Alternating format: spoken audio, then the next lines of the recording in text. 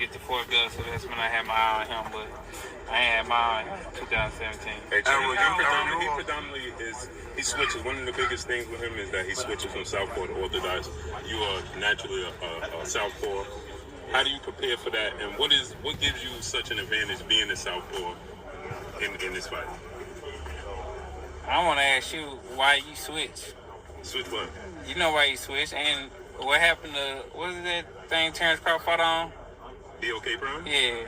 What happened? It ain't happening right now. Oh, yeah, okay. You were so real Spence, then you once Terence Crawford got with BOK Prime, you flipped. Errol, I know that Errol, do you believe there was an Errol which is going to be a huge advantage come fight? I ain't switched nothing. Those are the words of Errol Spence as he addresses Blueblood Sports TV on why did he switch. As soon as Terence Crawford got with BOK Prime, he switched up. And as Blueblood tried to explain, because I think that kind of caught him off guard. You know, he was like, well, I didn't switch anything. That was just business. And Blueblood had a business opportunity with BOK Prime. And Errol Spence was like, well, why did you switch up? You was all Errol Spence until, you know, BOK Prime, then you switched. Well, let me counterpunch. I think this is what people need to understand about Blueblood Sports TV and Errol Spence and Terence Crawford.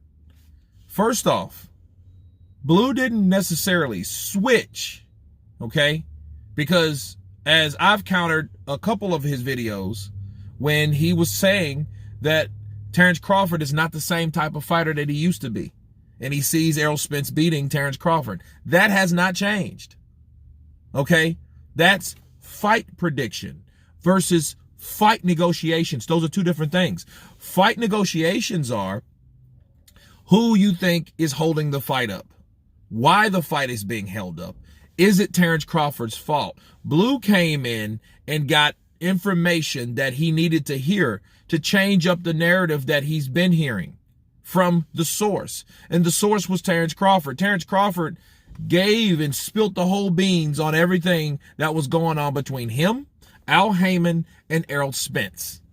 Okay, because there was no more Top Rank no more. Okay, so that's fight negotiations versus fight predictions.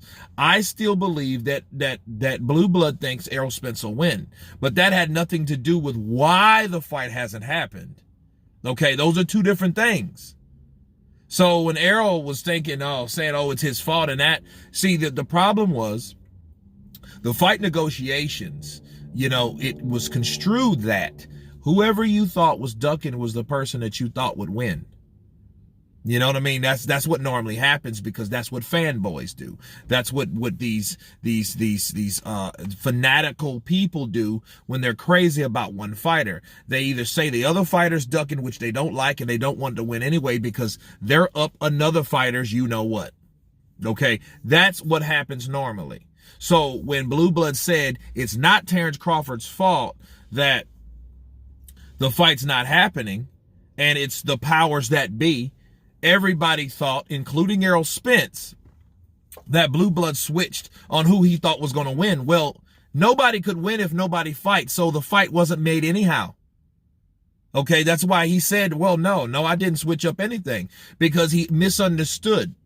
Okay, and what you understand is, and this is what you normally get from a lot of these channels, there's no need to mention them, that they believe that this fighter will win because they are fans of this fighter, and there's no wrong in this fighter, and this fighter could not possibly be ducking. It's always the other guy. Okay, that's what's happening in this situation between Blueblood and Errol Spence. You know, but it goes to show you people that platforms such as Blueblood Sports TV and others, including mine or whatever, people listen. They see those. They might not make videos themselves or have interest into making their own channels and building their brand and all the YouTube stuff because they already have a huge stream of revenue and income, okay? And it does not include videos. Okay, but that doesn't exclude them for watching videos about themselves from other people making them. Okay, such as myself. So Yes, that just shows you that Errol Spence was paying attention to who was on his side, who wasn't, or who says this about him, or who says that about him. But no, did he get shot down by Blueblood? I think people that can't stand Blueblood, oh yeah, he's getting that Blueblood. Well, no, I don't think that's how it was at all. And I think it was taken out of context, and I think a lot of things are taken out of context. That's what this is. This is the media world of context snatching people that use context as a way of true information, which it is not. But anyway, you guys tell me what you think of the run-in between Errol Spence and Blueblood Sports TV. Of course, please subscribe, and you guys been Counterpunch. Peace!